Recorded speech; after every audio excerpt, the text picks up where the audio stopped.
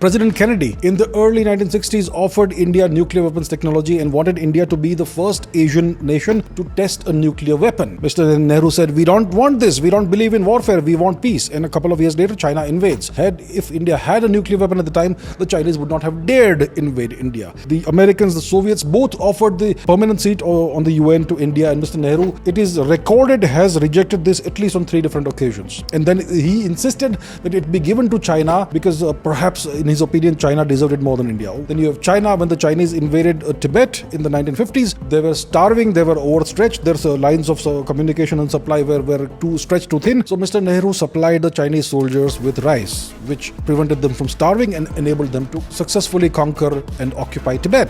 And I could just go on and on. I do not know what drove Mr. Nehru.